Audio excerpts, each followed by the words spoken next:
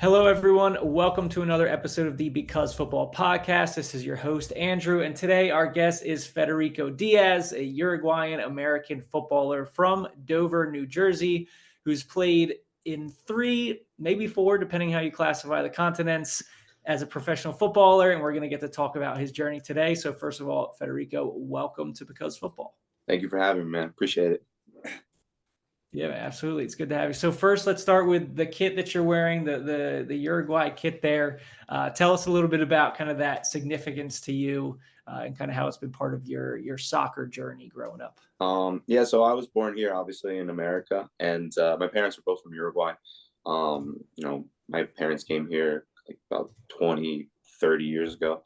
And yeah, I was just raised very Uruguayan and very everything like a typical Uruguayan would be raised in Uruguay. My dad is very passionate, and so is my family, about soccer. I support the national team like there's no tomorrow. I scream goals, I cry whenever something happens. Like I'm very passionate about them.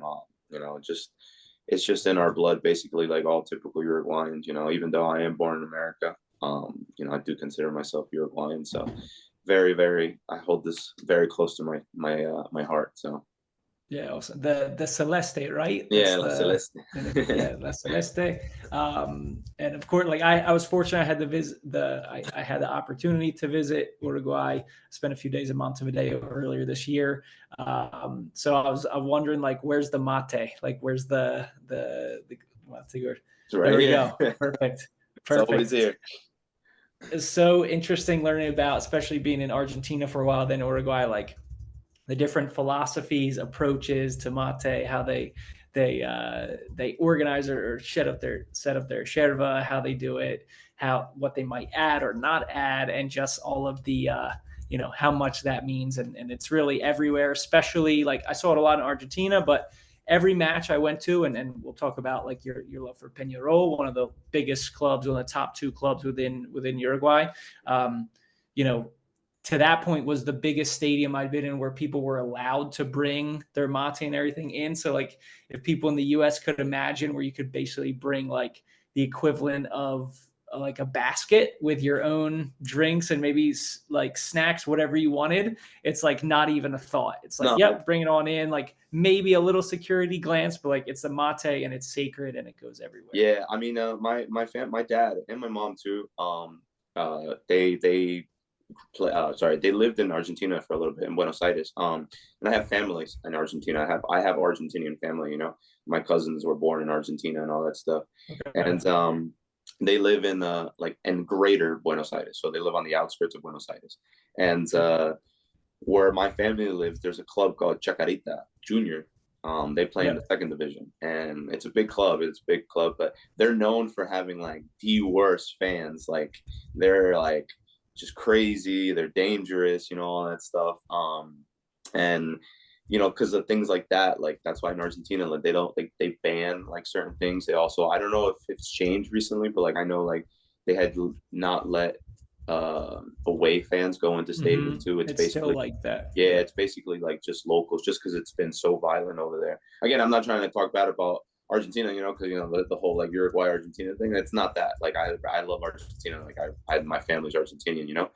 Now like you see it, like you'll go in Buenos Aires or like anywhere in La Plata, whatever, and like you see people with the termo mate. It's very common now. You see Yeah, for sure. As we're Uruguayans, like that's how sometimes you would like distinguish them. You'd be like, because you hear the accent and it's so similar.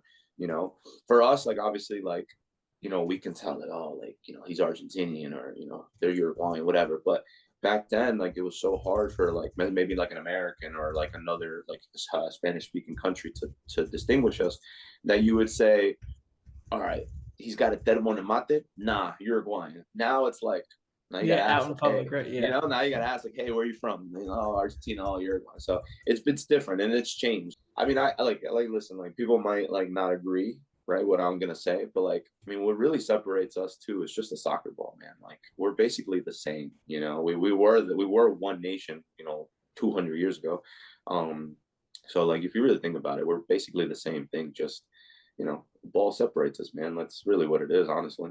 from the very beginning, I was reading a lot about Argentine history, obviously, when I was there. And then we got to visit like the Centenario in Montevideo, see where like the first World Cup was played. Uruguay obviously had so much success early on in international football, despite being like a country with like a smaller population. Yeah. But there is definitely like a very constant and raging like football battle going on, and I think it's something that really, really both countries kind of live for, whether it's like international or like domestic as well. Speaking, we were saying like you're a supporter of Penarol, one of the biggest clubs in Uruguay, and there you guys have a huge derby or rivalry with Nacional, right? That's kind of like the two. The two big powerhouses of Uruguayan domestic football. Yeah, and it's funny that you say that because like my grandparents, not from my dad's side, from my mom's side, and even my aunts, like they're all Nacional fans. So my mom, like, I never got to meet my grandfather from my mom's side, but like my mom would always say, like, if he was alive, like he's like she thinks that he would most likely would have made me like a Nacional fan because he was like a season ticket holder and everything.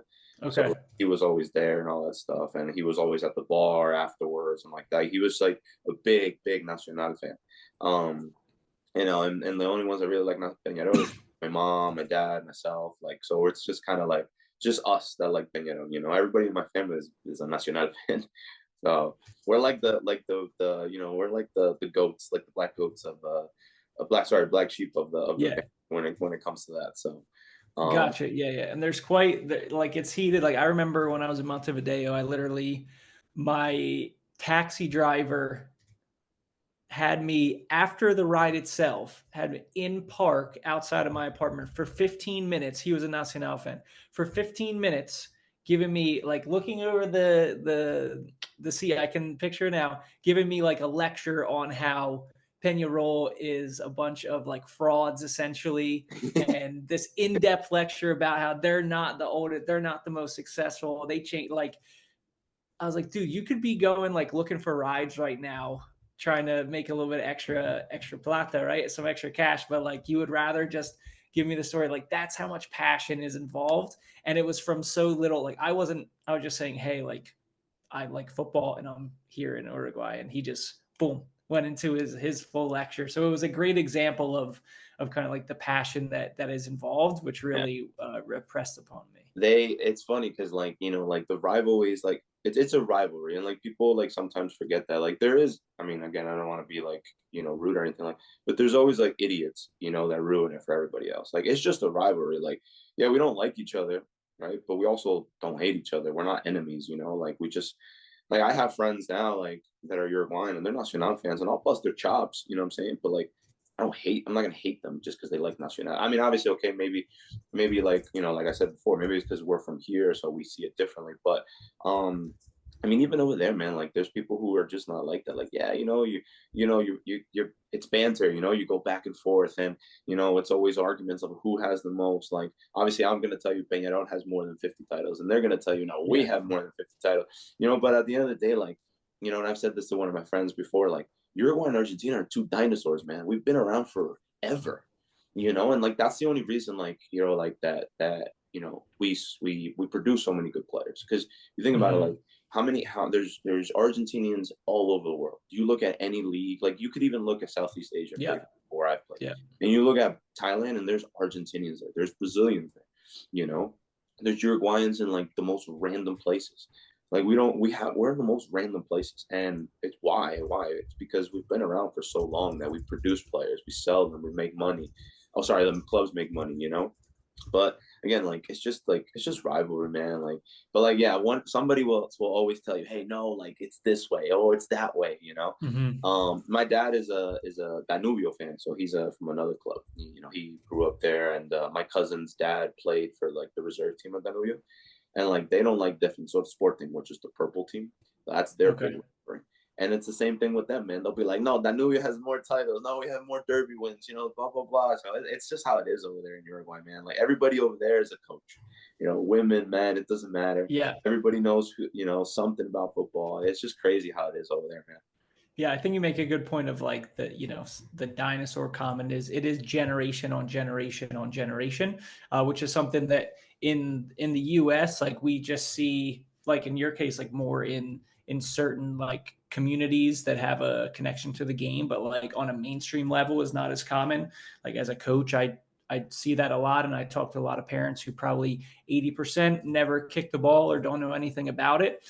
So we're just kind of in a different space, and I think that's a kind of like an interesting conversation of how that impacts developing players in the U.S. But we're going to talk about kind of with your journey of traveling, going internationally, like what kind of initially gave you that interest of saying like, hey, I do want to go try my luck playing abroad? Could you give us kind of like some of your personal motivation for that?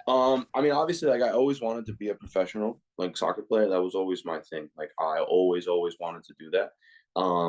And I really, really, really decided to do that when I was in college. I was in my second year of college, and my plan originally was, because for the school I went to, it was an accelerated school, so you would finish a 4-year degree in 2.5 or 3, depending on how many classes you took.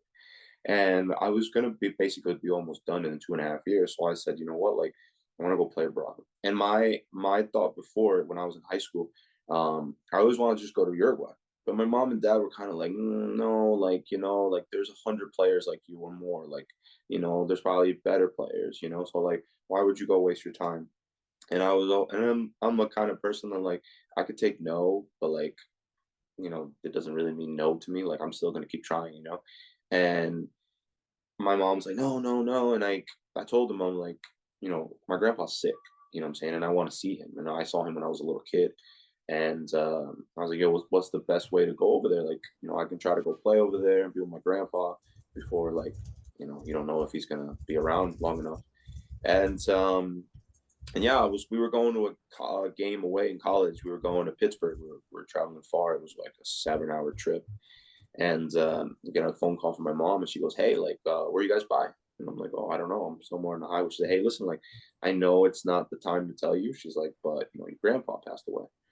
And I was like, oh, dude, like, it's just like tough timing. So, we got off the bus, we started warming up, and, I'm not all there, and right there and then I was like, no, I gotta go play. What I'm saying? Like, I want to go play. Like I was going to do that for my grandpa anyways, because my grandpa always wanted to see me play. And I was like, all right, like, let me go try. I would go to open combines, open tryouts, spending 175, $200. And the first one I ever did was it was a team in the USL Pro called FC New York. The thing about here, like, there's no like prerequisites, I guess you could say, or requirements, or like, hey, you need a minimum of like you've played semi-pro or whatever. Like anybody can sign up. Right. Yeah.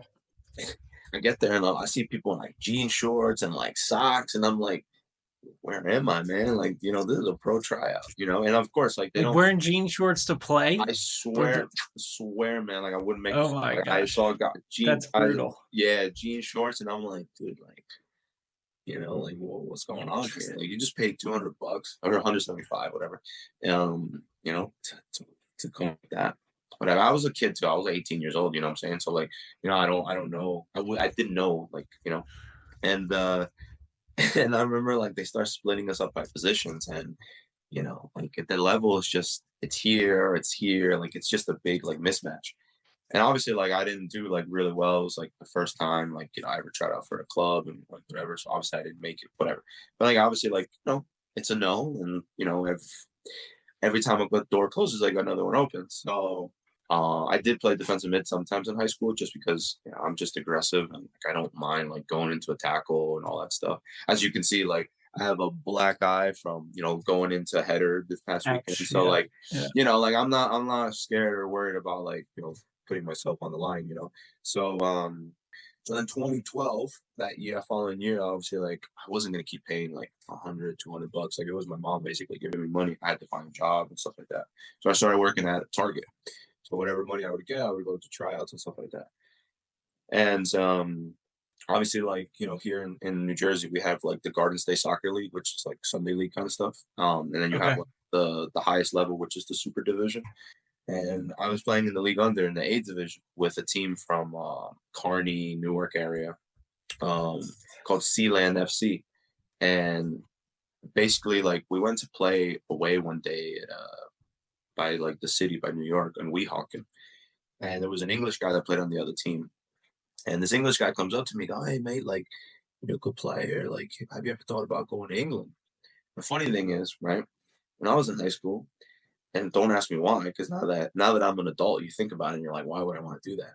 But I always wanted to go live in England. I would just tell my mom, I'm like, yeah, I want to go live in England. I mean, it sounds funny. Why would I ever want to do that? I'm not dissing the English because I have so many English friends and I love England. Like, I've been to England and I love it. But like, let's be honest, like, it's cold, it's gray, it rains every day. Like, if I'm gonna You got the Premier League and yeah, I mean, you got the Premier League, you know what I'm saying? Like, yeah. so, like, obviously, like, that's a plus. But, like, like, let's be honest, like, nobody wants to be in cold weather, like, 90% of the year, So, like, if I'm going to move somewhere, it's going to be somewhere warm or an island, a beach, you know what I'm saying? So, yeah. my mom was like, what's wrong with you, bro? Like, So I would think that, and I was like, you know what? Like, here's the perfect opportunity to go to England. Like, I've never been. I always wanted to. Like, let me see how it is.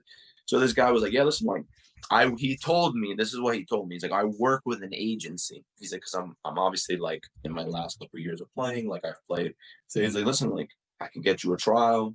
He's like, I like the other winger too. He's like, I want to bring him too, like, whatever. And I was like, okay, yeah, like, I was just let me know what we got to do. So he's like, all right, here's my number.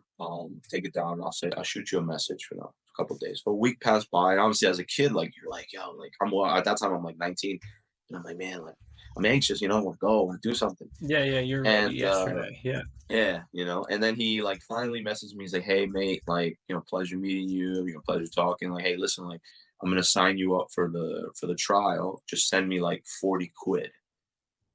I don't know what quid means. And I'm like, what does that mean, man? He's like, oh, it's like $40. Just send me $40. And I was like, okay. It's like, all right, you guys are registered. This is the location you got to be. This is the time you got. This is the day, the time, whatever. So obviously, me and my buddy, we flew out to England. Get to the airport. Like, first time I ever, exchanged money. So, someone told me. Right. And I think they did it so I can look like an idiot. But someone told me, they're like, hey, like, if you're American, like, they're going to treat you a little bit different. So try talking with a little bit of an accent. So I remember going. Yeah, they were definitely trying to set you up. No, they were trying to set me up. But, like, you're young, man. So you're just like, all right, like, I don't want to go look like an idiot. So I remember going up to the counter, like, to the exchange thing. And I'm with my buddy and he's like short on cash. I was like, here's $50. I'll give you $50 so you can exchange it. And me, like an idiot, I go up and the girl looks at me and I was like, hey miss, I was like, can I exchange some dollars for this and that? And my buddy was, bro, you sound Australian. Like, shut up, bro. And I sound like an idiot. She kind of looked at me like, yeah, right. Like, she gives me the money and she's just laughing. And I'm like, I sound stupid, didn't I? I told him, he's like, yeah, you sound stupid. Don't ever do that again.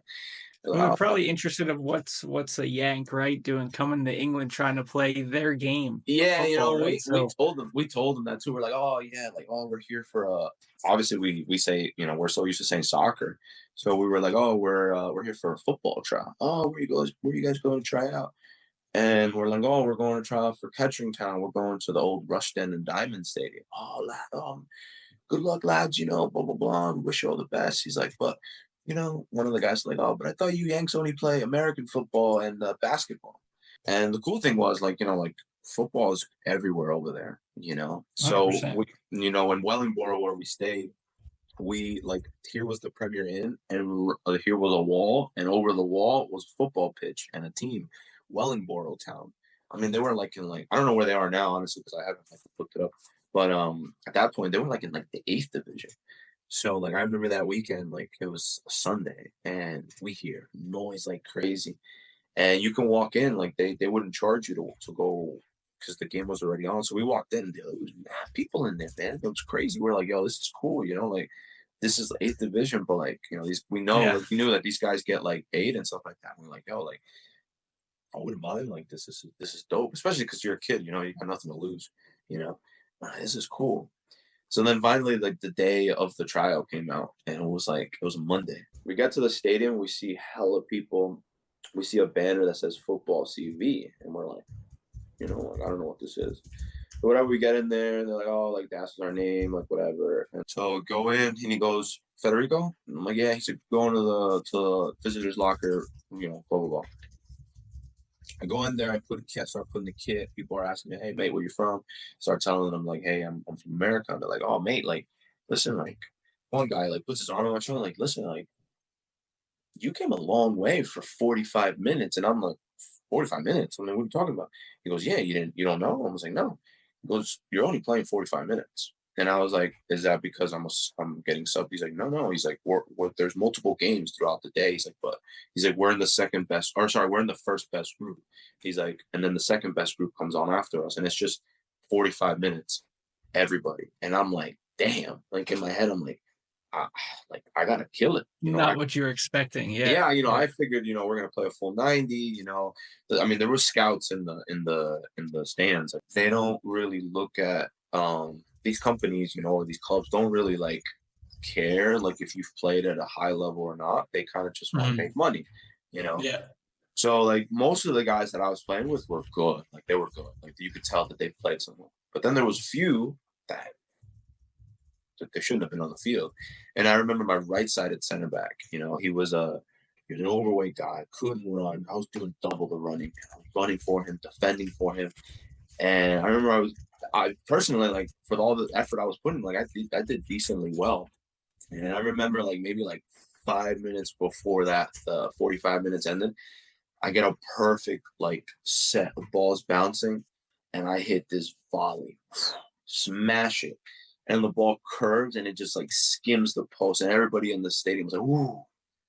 And I told myself, I'm like, "Yo, if I don't get a trial because of like the work I'm putting in, like that would have been the reason I would have got signed. Like just if I scored that banger, it was like 35 yards out. Just anyway, I did good enough where Ketchum Town offered me a trial.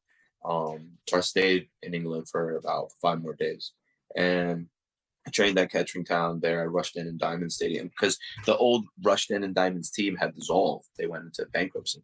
So Kettering Town was using Maine Park as their field for the season. Sure. They were in the National League. What is the National League now? Training, whatever, and I was there. And at first, like first day, I was obviously nervous, like 19, 20 years old, like with these like guys that are pros, basically. And at that season, Kettering Town had a lot of players from Real Madrid C on loan. They had like 4 or 5, and these guys were ballers, man. And think about that, they played for Real Madrid C, so like you can only imagine like what Real Madrid Castilla and Real Madrid. That's a weird connection, Ketchum Yeah, Town and Real Madrid. yeah, Would they not had have like, expected that. yeah, I never expected it either, but like I remember because like obviously like I speak Spanish and I would hear like the Spanish accent, so like I would connect with these guys. I would just talk to them in Spanish and stuff like that. I did good those 5 days, and the manager brings me in. I forgot his name. It was like Ian something. I forgot what his name was. Sits me in. He's like, "Listen, son, take a seat." He's like, "Listen, not to lie to you." He's like, "You've done really well this week. So you've done really well. You're fit. You definitely fit the system that we want. We definitely want to take you, but." Um, the club's going through a really rough time right now. We're struggling financially. There is a chance that we might go into administration, Hmm. and he's like, I could offer you a contract. He's like, but it's going to be for zero money. He's like, so that's on you. He's like, but I'm going to be honest with you. He's like, listen, you're from America. You're coming from a long way. It just doesn't feel right for me to say, hey, listen, lad, take a contract and play for free Yeah. in a country that's not yours. He's like, but he says, listen, like, we'll stay in contact if anything happens, whatever. Um, Obviously, like, you leave happy, but you leave a little like upset too, because you're like, man, like, I did Yeah, this. I have a question about that because I'm sure you've been in a lot of trial showcase situations, and you see that there's so many factors at play that are out of your control that don't necessarily have to do with your performance and stuff. So, like, how do you try to deal with that? Is there any way you can try to, like, now you've had more experience, so you might ask more questions before you go to trials instead of flying across the Atlantic for 45 minutes? But like, what what do you try to do to prepare yourself mentally for those trials, and how do you handle the kind of like the big picture stuff that's out of your control? So for me, like, what somebody taught me was basically like, I mean, I know it sounds very cliche, right? But they were like, you have to be able to control what's controllable. Like, what can you control? Like, what can you do? 100%. Like whatever you can't control, like you can't do nothing about it, and you can't worry about it. Like, you need to worry about like your game. As Sure. like as a kid, like I was a younger kid guy, better to say, like you don't realize that because you're just like you're trying to do this and you're trying to do that. Like, like for example, like I said, like I'm trying to do somebody else's job, and unfortunately, like, yeah, it looks good because they're like, oh, wow, like this guy like break his neck for the team, so it looks good for you. But at the same time, too, it's like, well, he's too focused on somebody else instead of himself. And you can get Mm. lost in that too. And that's what I honestly like, that's what I've learned, like just control what you can, man. I mean, you can't control everything. For players like you talked about the showing up to a trial, the guys were in jean shorts. That's awesome. That's amazing. And so you've been, I'm sure, to all different scenarios around the world too, right? So you've gotten such a variety of experiences. Like, for what would you tell somebody listening who might be where you were 10 years ago, like in a similar space, trying to make a name for themselves, trying to get an opportunity? Like, what are some things they should look for as far as like red flags, or how can they tell what's like a good opportunity versus something that should be avoided? I mean, like I'm gonna say this first. Like I know now opportunities are different from when I was a kid because there is more opportunities now, and younger guys are getting more opportunities. You know what I'm saying? Like back in the day, like you would never see a 16 or 17 or 18-year-old here in this country like be playing pro or just even have the opportunity. Yeah. Now there's so much more opportunities. We have so many leagues and so many more like teams now. I mean, again, obviously the leagues like they're up and down with like Nisa and League One and all that stuff, but there's more opportunities. Sure. Um, but one thing for me, like I learned, like there is companies that you can go try out for. Some companies like I've done was like some will help you, some won't, and you just gotta really sometimes, when you don't have an opportunity, I mean you have to look for an opportunity. You have to create an opportunity. So you have to go to these things, just to make connections and get something out of it. But like for me, like it's the open tryouts, man. Like the open tryouts for me was like at first, like, like you think as a younger guy, you're like, oh, I need to go try out in front of this coach, but at the end of the day, like you got to be honest. Like we have to be honest. Like these clubs do it so they can just raise money. They're charging 200 a pop. 200 guys go. They just made enough money to pay for some salary for one of the guys or some of the guys. So like that's basically what they're doing. So for me, like if younger guys trying to get into the game, like I would personally avoid doing open tryouts for clubs. I know MLS clubs still do it, and they charge like an arm and a leg, man. They're charging like 375, $400, and people still pay it because they're not educated in Sure. And they have that dream and they're desperate just for any chance, right? yeah, exactly. And of course, like here, like it's here, like people try to prey on people's dream, to make money. Mm. You know what I'm saying? So like that's the bad thing about it here. It's like I'm not saying that anywhere else in the world it's not, because there's probably people in Australia or Asia that probably do the same too. Like no one's saying they don't. But unfortunately, like if you don't have any opportunities, you have to go down that route. And they know that. These companies know that. They know that, hey, little Jimmy is 18 years old. He's looking for an opportunity. Like he's gonna pay, or his parents are gonna pay the $500. And it is what it is. So where have the opportunities for you to play in Samoa and Cambodia and Thailand, like, and even in the clubs you played in various leagues in the US, like what has kind of been the best method or best route for you? I literally started looking up like places and countries that I could go play and Hmm. where I don't really need to learn the language. So So for is Italy the country you've played in with the best food? Because there's uh, some decent ones there. Like that's always a question I like to ask: is what do you think are the top? You can go with, let's go gold, silver, bronze I of mean, for where you me, played honestly, best like food. I'm gonna be honest, John. Like obviously, like Europe, like us Uruguayans too. Like our food is very Italian. Like like Sure. Milanese, pasta, all that stuff. Yeah. So like it's very similar.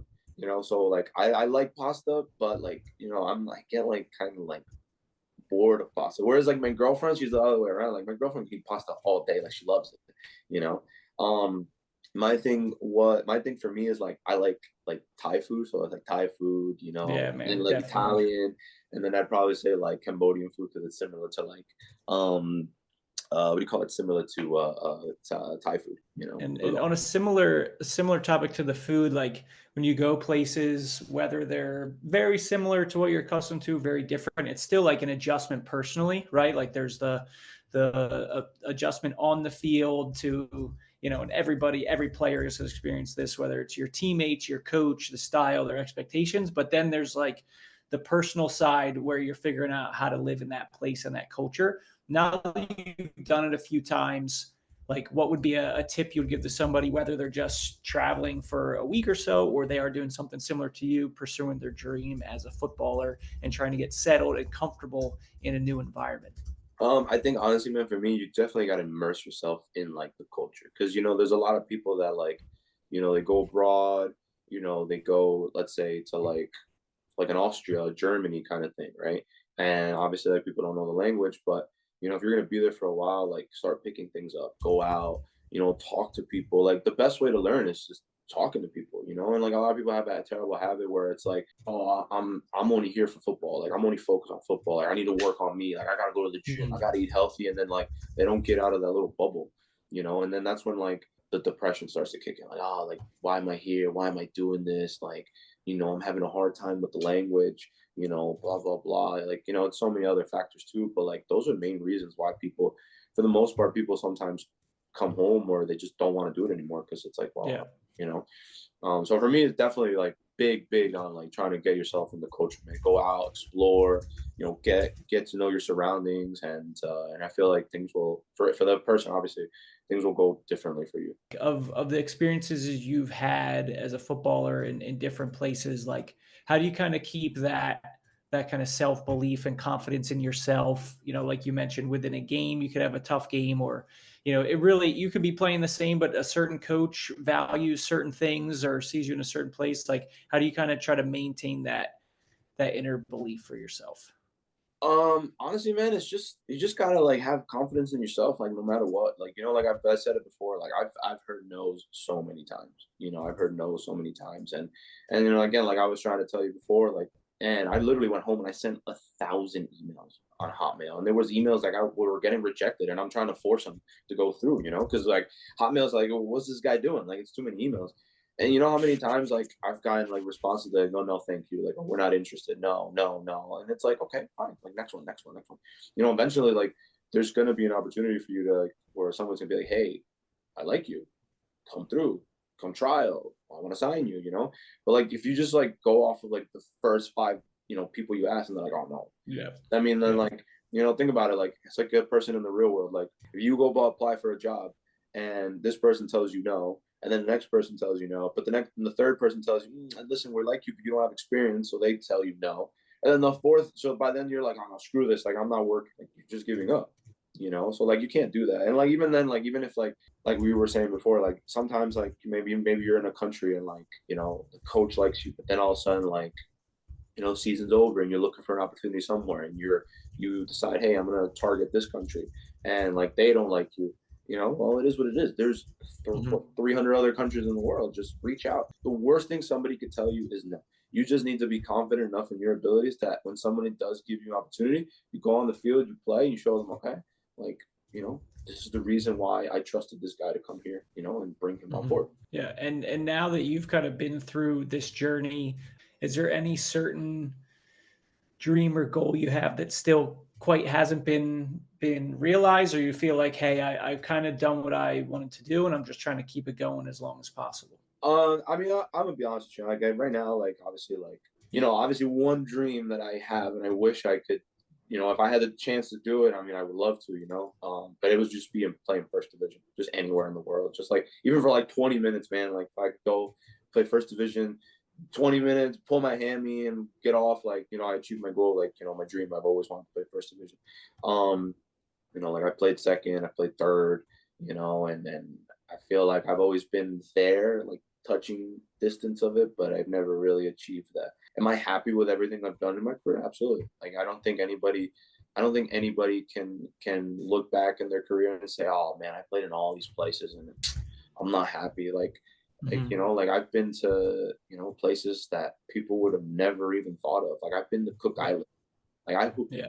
like I mean, maybe because like you travel and stuff like that. But you ask somebody like where Cook Islands, and they couldn't tell you where the heck it is.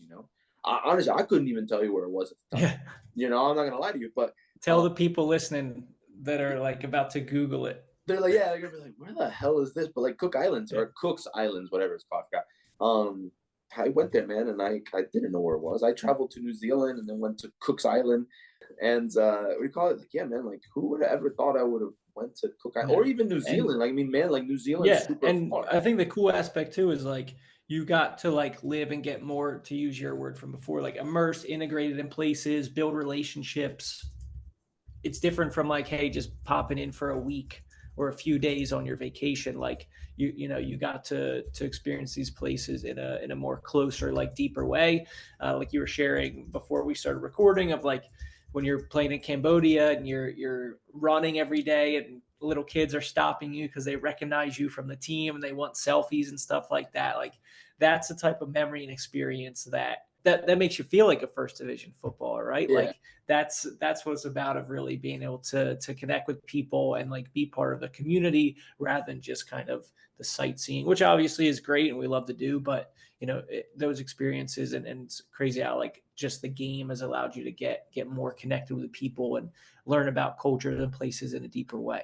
For me, like just being able to kick a ball, like you make so many like close friends and so many like long lasting relationships, friendships, Mm-hmm. whatever. Like, like I still talk to people I played with in Australia, years ago. I still, I'll reach out to them or they'll reach out to me. Hey, what's up? How's everything? Blah, blah, blah. Like just a quick catch up, we reach out to them. Hey, what's up, bro? Hey, listen, love what you're doing. Good luck, man. Congrats on signing here, whatever. Hey, bro, awesome. How are you? Everything. Like, it's just catch up, man. I don't know why, but like here, for example, like I've noticed, like something that I've really noticed, like here, for example, like you could go work somewhere, right? Or you could go play somewhere.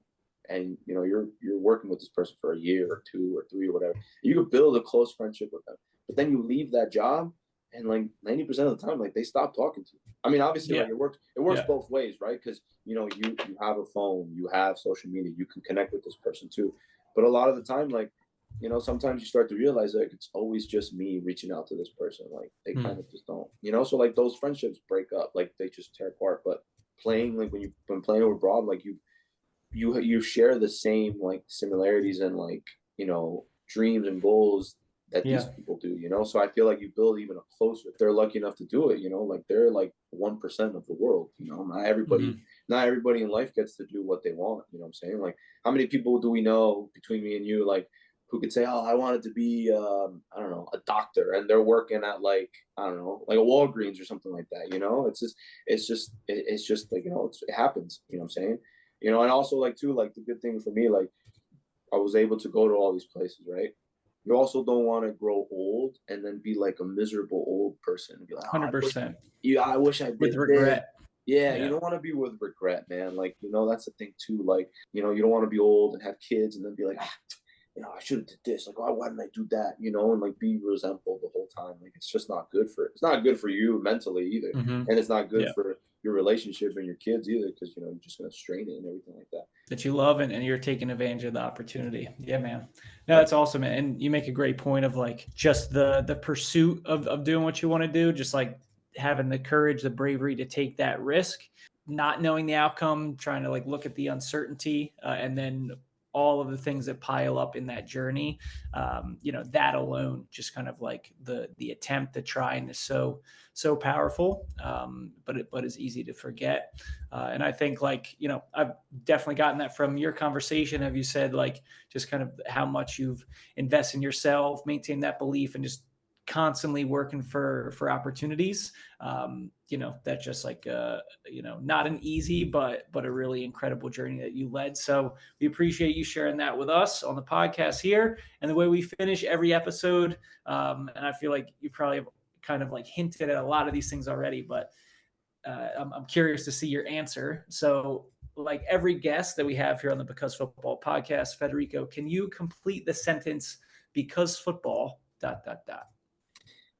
Because of football, I was able to see wonderful places in the world, build great relationships, network, and yeah, it just gave me, opportunities to go places that I never thought, and I'm never gonna forget that, honestly. 100%, man. No, I can definitely identify, and that's a great answer. And have loved hearing about your story. We're gonna put information in the description for people to be able to connect. But where's a good place where people could get in touch with you or reach out? I mean, I use mostly my Instagram. Facebook somewhat. I don't really use Facebook that much, but yeah, Okay, I know we connected on LinkedIn, so we'll put the LinkedIn there yeah. too. So between the Instagram and LinkedIn, we'll put that information as well. Maybe even pop your transfer marked in there. I was looking at that as well. That's hey man, for me, it would have been cool to have a transfer mark. So the fact that you got a transfer mark profile, that you've made it in some small way. So to me, that's really cool. Yeah, and it was funny because like like my transfer market didn't come to fruition until like I played in the Champions League, in the OFC Champions League. So I played with a team from Samoa called QEFC, and that was funny, man, because I literally just went on Facebook one day and I was like, yo, let me just reach out to these clubs. Like, I want to play Champions League. Obviously, like everybody wants to play UEFA Champions League, but like these are full-time pros. I'm like, Yeah. it's hard. I just reached out and Kiwi was like, hey, what's up, Uso? And yeah, we're interested. And come, okay, I'm going. Boom, gone. And obviously, like I traveled to like New Zealand, and then from New Zealand, I traveled to Cook's Islands with them, and we played in like the qualifying stage in Rarotonga. Okay. And Yeah. then, I came home and then went back and played in the group stage with them in an island called Vanuatu. And man, it was awesome, man. Like we played in front of like first game against like the host Erico Golden Star. We played against like 10,000 people, I think it was. Amazing. And it was amazing, man. It was amazing. We only lost 1-0. Like we played a hell of a game. People thought we were gonna get smoked, Yeah, I see it here. Yep, the Oceania FC Champions League prelims. I'm seeing a goal. I'm seeing I a did. goal in 3 games. That's a Yeah. great return for center back. Yeah, I scored a penalty. We played in the group stage. Okay. Played the host, which is Tupapa Maranga, and scored a penalty. And it was funny because I was actually the first, according to a radio in Uruguay, because I don't know how like my name came up, but there was a radio sport like 380 or something, 80, West forgot what it's called. Okay. My aunt calls me one day and she goes, yo, are you like in like whatever country? And I'm like, yeah, I'm playing in like this tournament. She goes, yo, they were talking about you. And I was like, what? She goes, yeah, they were talking about you. And I was like, nah, there's no way. She goes, yeah, they were talking about you. I swear to God.